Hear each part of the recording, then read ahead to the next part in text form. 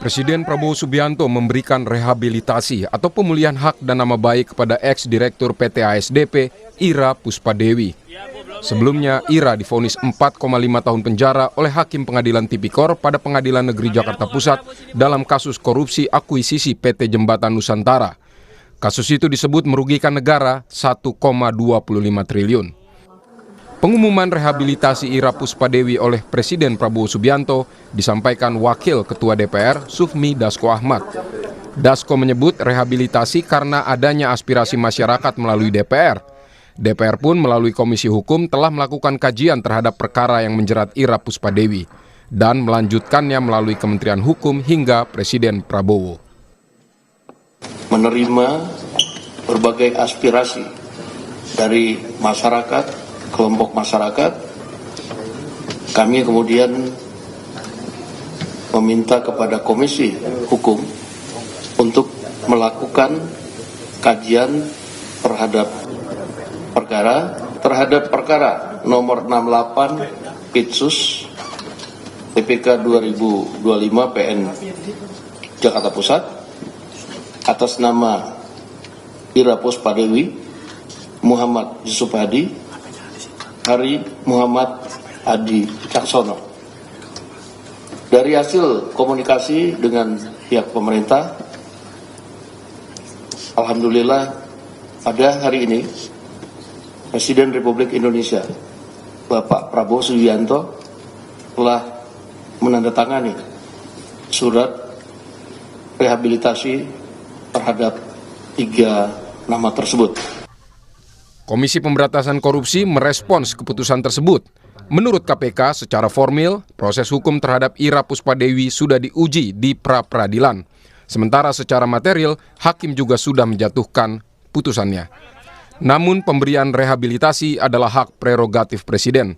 Menurut KPK, keputusan Presiden bukanlah preseden buruk untuk pemberantasan korupsi. Bagi kami itu bukan merupakan preseden buruk karena ini berbeda ya.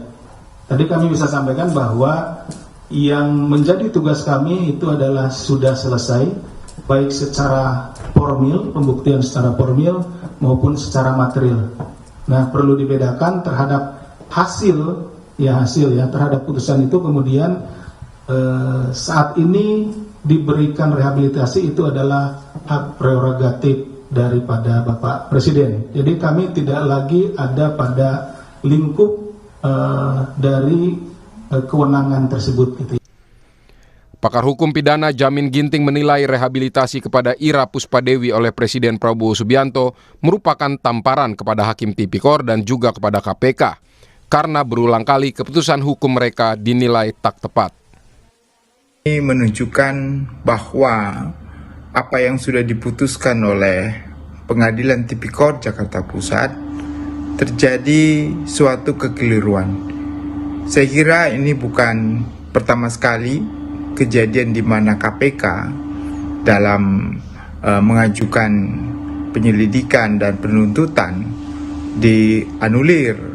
Artinya putusan tersebut dinyatakan tidak tepat. Ini menjadi tamparan yang cukup keras bagi peradilan tipikor kita, terlebih kepada hakim. Sebelumnya, usai vonis hakim, Ira Puspadewi mempertanyakan vonis bersalah padahal dia tidak terbukti memperkaya diri. Pertama, kami menghormati seluruh proses hukumnya. Kemudian yang kedua, kami terima kasih atas doa dan dukungan para sahabat. Yang ketiga dan sangat penting, saya kira fakta yang dinyatakan oleh majelis bahwa tidak ada sesen pun keuntungan pribadi yang kami ambil. Kemudian yang berikutnya kami ingin sampaikan bahwa akuisisi ini adalah aksi strategis yang bukan hanya baik atau menguntungkan untuk ASDP, tetapi untuk negara. Karena dengan akuisisi ini kami mendapatkan perusahaan dengan izin yang sudah ada moratoriumnya sejak 2017, di mana seluruh izinnya adalah trayek komersial. Dengan trayek komersial ini, maka ASDP dapat memperkuat posisi untuk bisa melakukan subsidi silang bagi perusahaan, bagi daerah-daerah 3T. Selain kepada ex-dirut ASDP Ira Puspadewi, Presiden Prabowo Subianto sebelumnya pernah memberikan amnesti kepada Hasto Kristianto yang terjerat kasus perintangan penyidikan KPK. Selain itu juga abolisi kepada mantan Menteri Perdagangan Tom Lembong yang sudah divonis dalam kasus impor gula. Tim Liputan Kompas TV.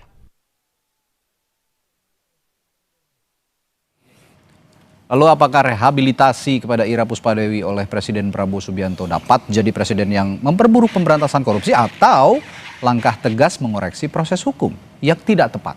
Kita akan memperbincangkan hal ini dengan anggota Komisi 3 DPR RI dari fraksi Partai Nasdem Rudianto Lalo dan juga mantan penyidik Komisi Pemberantasan Korupsi KPK Praswat Nugraha. Selamat malam, Pak Rudi. Malam, Mas. Praswat, selamat malam. Malam, Oke. malam Bapak. Ya, saya ke Pak Rudi dulu kalau gitu. Ya. Karena ini katanya ada aspirasi masuk ke DPR bahwa Bu Ira ini tidak bersalah, tolong ditinjau kembali, tolong dikoreksi, sehingga muncullah usulan rehabilitasi ini.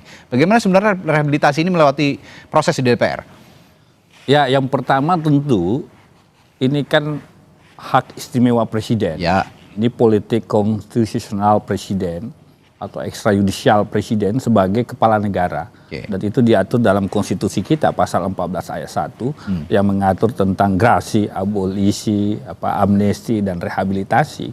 Saya perlu sampaikan bahwa ini sebenarnya kalau ditanya keabsahan ini sah-sah saja. Oke. Karena presiden sebagai kepala negara kemudian mengkoreksi ya langkah-langkah atau proses hukum yang dilakukan oleh organ pembantu presiden sebagai kepala pemerintahan. Oke. Dalam hal ini kejaksaan ataupun KPK. Dalam ini KPK. Bagaimanapun KPK adalah organ eksekutif Oke. yang dibawahi oleh presiden. Karena itu presiden kepala negara mengkoreksi itu lewat rehabilitasi.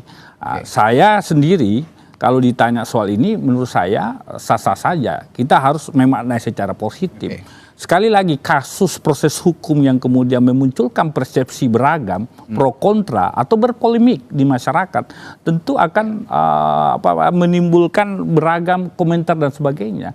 Dan menurut hemat saya mungkin karena berpolemik ya dianggap tidak memenuhi rasa keadilan masyarakat, lalu kemudian ini dikoreksi oleh presiden lewat hak istimewa presiden itu rehabilitasi. Dan sekali lagi rehabilitasi ini adalah persetujuan dari lembaga yudikatif bernama Mahkamah Agung. Jadi Mahkamah Agung sendiri yang atas pertimbangan Mahkamah Agung kemudian mengkoreksi putusan hakim yang sekalipun putusan pengadilan sebenarnya terbukti.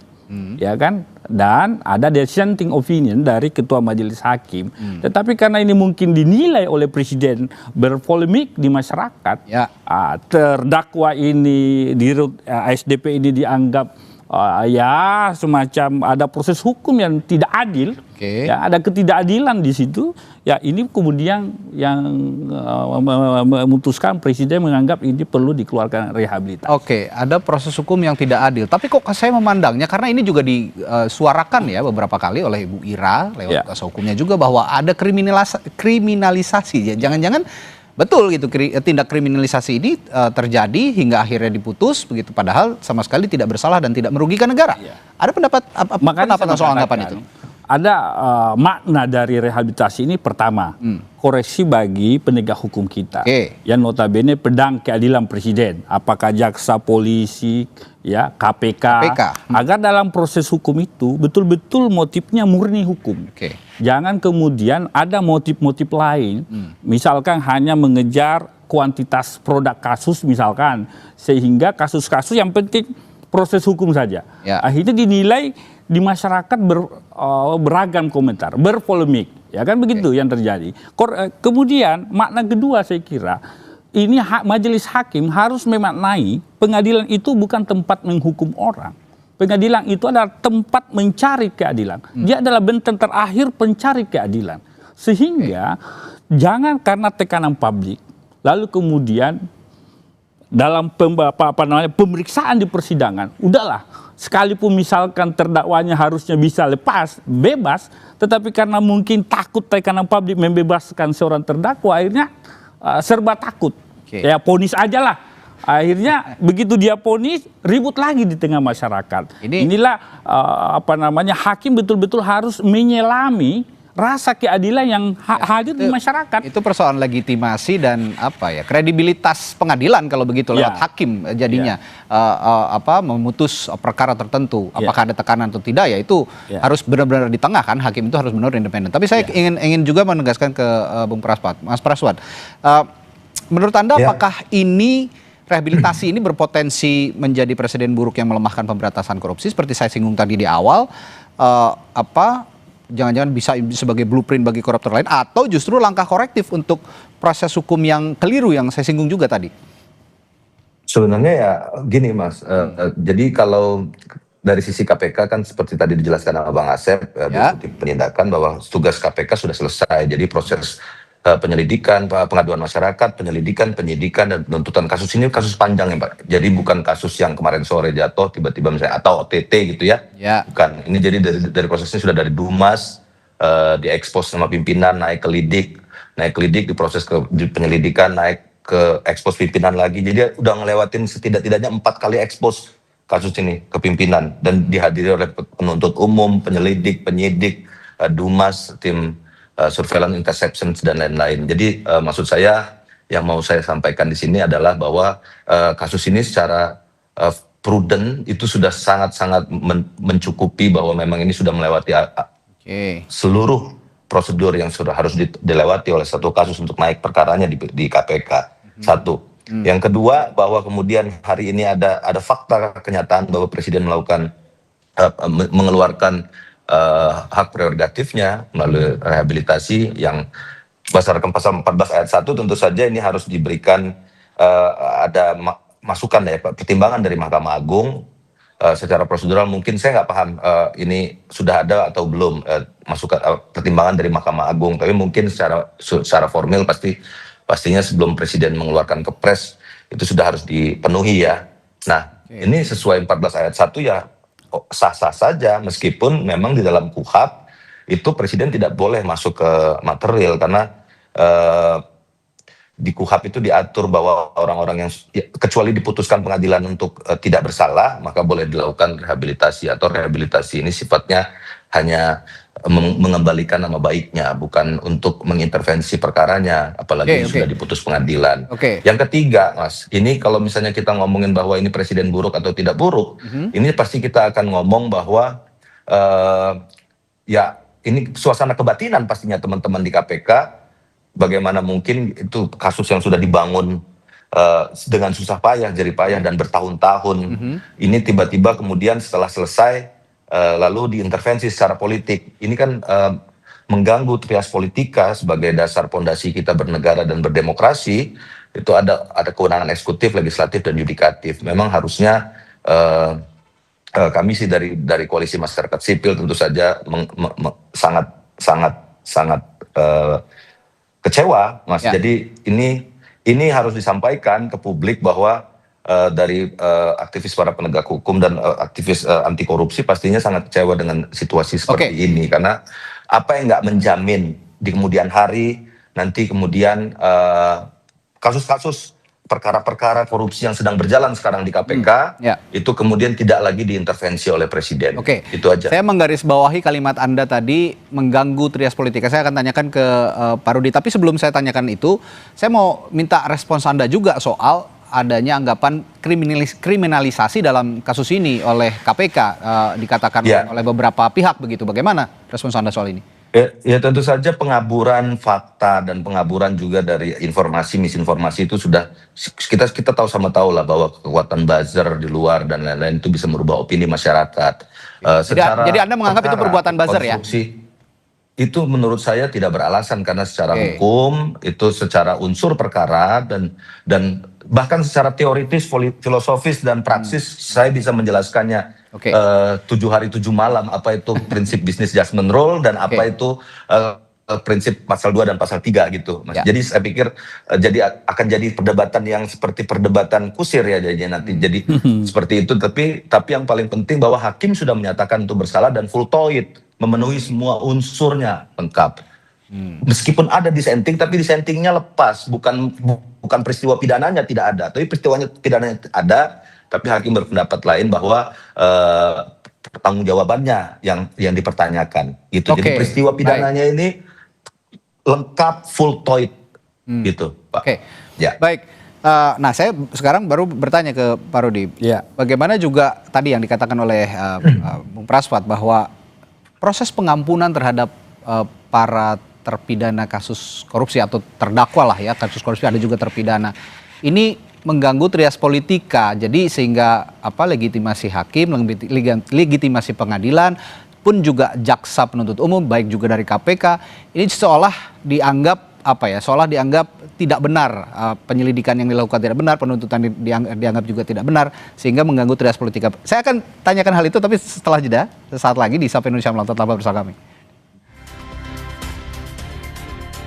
Ya, saya lanjutkan perbincangan kita malam hari ini soal mengapa Presiden memberikan rehabilitasi kepada terpidana kasus korupsi mantan Dirut SDP. Nah, tadi saya bertanya kepada Pak Rudi yang juga disebut oleh Pak Praswat soal putusan pemberian rehabilitasi ini khawatirkan juga mengganggu trias politika begitu, karena putusan-putusan hakim, tuntutan-tuntutan jaksa ini bisa langsung dianulir oleh Presiden yang juga mendelegitimasi putusan hakim dan juga tuntutan jaksa. Nah, bagaimana melihat ini? Ya kan begini, dalam perspektif hukum tata negara, Presiden ini kan sebagai kepala pemerintahan, dia membawahi instrumen hukum, struktur hukum, apakah itu KPK, polisi, jaksa. Dia pedang keadilan presiden, saya selalu menyebut itu, pedang keadilan presiden untuk memproses warga negara yang disangka atau dituduh melanggar hukum, khususnya bidang korupsi misalkan. Dalam proses hukum ini yang dilakukan oleh penegak hukum, yang notabene adalah instrumen presiden sebagai kepala pemerintahan, rupanya dinilai berpolemik. Di publik. Ribut di publik. Berpolemik, ribut di publik, pro kontra, sehingga kemudian presiden sebagai kepala negara punya kewenangan ekstrajudisial ya, yang diatur dalam konstitusi pasal 14 ayat 1 itu. Pasal 14 ayat 1 dia punya hak istimewa untuk kemudian merehabilitasi.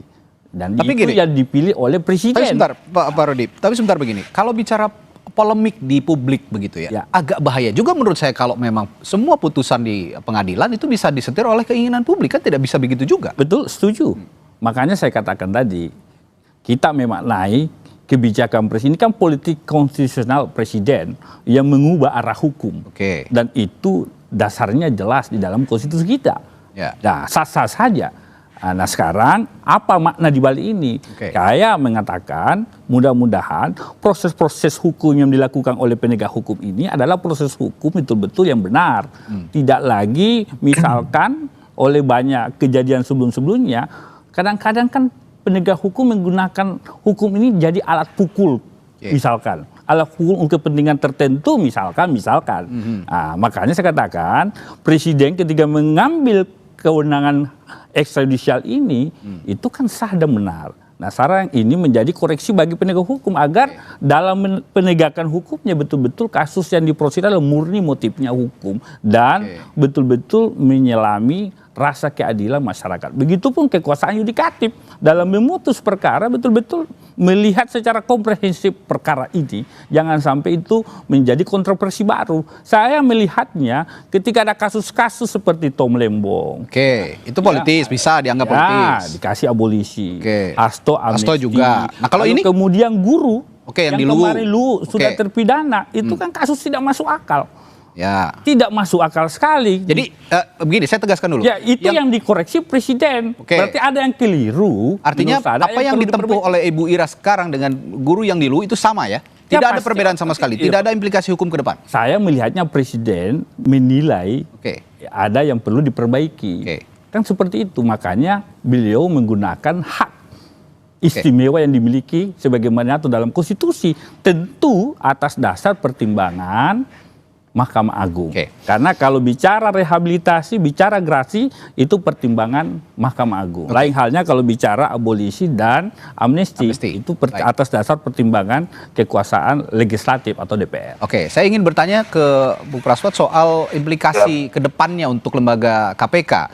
Kalau dari pengalaman Anda sebagai penyidik, Anda melihatnya rehabilitasi ini punya pengaruh eksekusi terhadap putusan pengadilan, dan juga apakah status terpidana Ira ini otomatis gugur? Apa implikasinya bagi KPK dalam kasus serupa misalnya, kalau memang nanti ada kasus serupa di kemudian hari?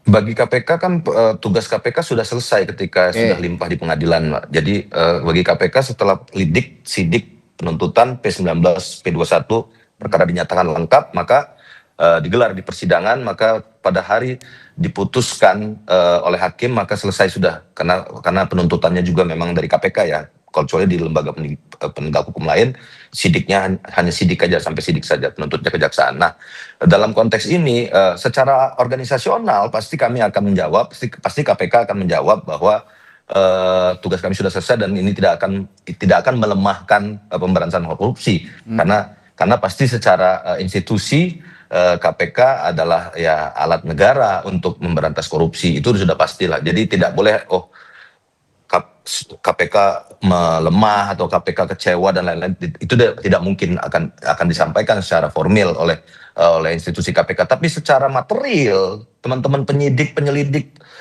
fungsional Humas dan teman-teman di bawah itu pasti akan kecewa, dan itu saya menangkap apa yang Anda maksudkan. Itu pasti sangat kecewa. Ya, nggak mungkin mereka tetap semangat ke depan. Nah, ini yang akan saya tanyakan berikutnya, Bung Praswan. Ini yang saya menangkap suasana kebatinan yang Anda singgung tadi kan, bagaimana suasana kebatinannya pasti kecewa. Betul, penyidik. Nah, kira-kira ke depannya kalau memang seperti ini, motivasi penyidik jika putusan pengadilan bisa dibatalkan oleh keputusan politik, bagaimana kira-kira? Ya, ini yang menurut saya ini harus diberikan masukan yang baik dan benar kepada Bapak Presiden. Tentu saja Bapak Presiden memiliki kewenangan politik, pasti itu kita hormati dan dilindungi oleh konstitusi, benar. Tapi kalau misalnya mau memberikan koreksi ataupun kritik yang membangun dan lain-lain ya, atau supporting dan lain-lain untuk lembaga penegak hukum, itu kan bisa dilakukan kapan saja, dan kasus ini berjalan selama kurang lebih 2 tahun, Pak. Jadi menurut saya tinggal kalau misalnya Presiden merasa ini ada masukan atau ada aspirasi masyarakat, tinggal Presiden panggil saja, nggak ada masalah kok. Nanti KPK suruh gelar, apa sih buktinya? Kenapa masyarakat komplain? Kenapa rakyat Indonesia meminta saya untuk mengeluarkan kebijakan politik saya? Nah, itu kan bisa kita lihat secara objektif, digelar lah perkara tersebut. Nah itu. Tapi yang kemudian membuat kami agak sangat-sangat sedih juga kan, ini ada standar ganda ini, Mas. Jadi maksud saya kayak teman-teman aktivis anti korupsi ataupun kemarin yang Del Pedro dan kawan-kawan yang sampai sekarang dikriminalisasi dan masuk di penjara. Itu juga publik meronta-ronta dan menjerit dari seluruh Indonesia, bahkan ada aksi dari teman-teman mahasiswa, buruh. Dan itu berjilid-jilid aksinya, tapi itu juga tidak didengar oleh Presiden. Jadi maksud saya, kalau kemudian kita ngomongin bahwa ada keriuhan di media massa atau keriuhan di medsos, itu kan jadi standarnya nanti akan sangat-sangat tidak ajak gitu. Jadi saya jadinya menyimpulkan, jangan-jangan ada 2 tren putusan hukum ataupun proses hukum yang terjadi di Indonesia saat ini, fenomenanya yang harus dicermati bersama. Kira-kira kalau putusan ataupun proses tindak pidana korupsi, ya seperti ini pemandangannya. Ada rehabilitasi, ada abolisi, ada amnesti begitu. Tapi ketika masuk ke ranah pidana umum, saya bertanya ke Bung Rudi, kalau masuk ke pidana umum, ya seperti yang disinggung tadi oleh Bung Praswan, ada peristiwa Del Pedro, ada juga peristiwa pidana umum lainnya, misalnya kasus pidana umum Vina, misalnya Vina yang di Cirebon. Ini kan publik juga tuntutannya begitu kencang, tapi seolah tidak didengar oleh pemerintah atau oleh Presiden mungkin. Nah, bagaimana Anda bisa menjawab hal ini kalau memang itu ada hak spesial dari Presiden untuk mengoreksi putusan hukum melalui gerakan publik? Ya. Kalau saya kan berpendapat dalam perspektif hukum tata negara yang dipahami. Kalau kebijakan Presiden ini memang diatur dalam konstitusi kita, politik konstitusional. Jangan lupa, mau KPK, Polri, Jaksa, ini adalah pedang keadilan Presiden juga. Ini kan kalau ditanya kenapa kasus lainnya, itu kan tentu Presiden punya pertimbangan lain, dan Presiden paling paham dan tim tentu kalau soal itu. Tetapi yang ingin saya sampaikan adalah, saya selalu berpikiran mari kita memaknai baik, memaknai positif langkah-langkah yang diambil oleh Presiden.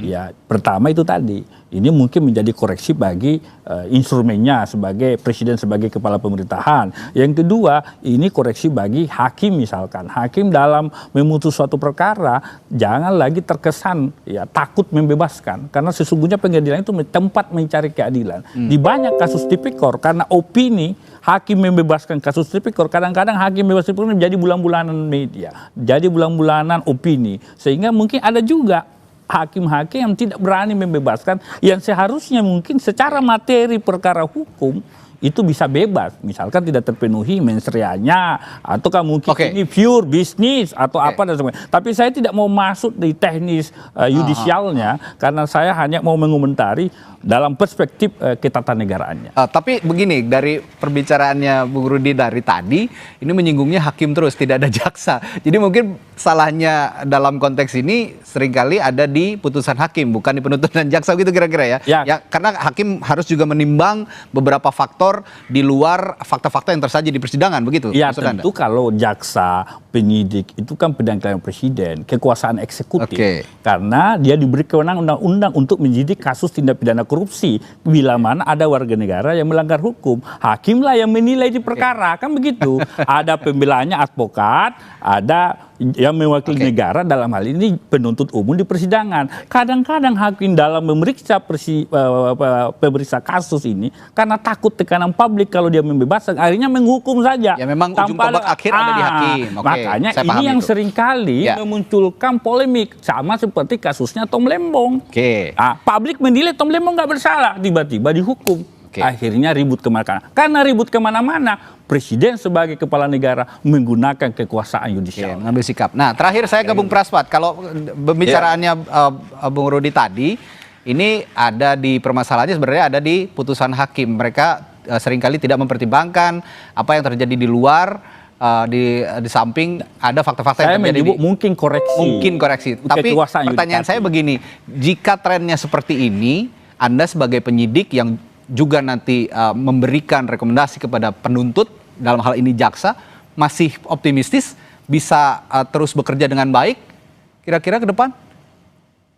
Ya, saya pikir begini, Mas. Tidak adil juga kemudian kita mengeksaminasi putusan hakim tanpa membaca berkas perkara sama sekali. Jadi ya, maksud saya ini kan prosesnya panjang, ada 2 tahun, ada penyelidik, penyidik, penuntut, atau ada hakim dan lain-lainnya. Jadi maksud saya kenapa nggak kemudian kita misalnya Presiden mau melaksanakan intervensinya secara politik dan hak konstitusionalnya lah. Nah, kenapa nggak kemudian dipanggil dan dilihat, dipaparkan, panggillah teman-teman KPK itu. Itu bisa 24 jam kok bisa hadir.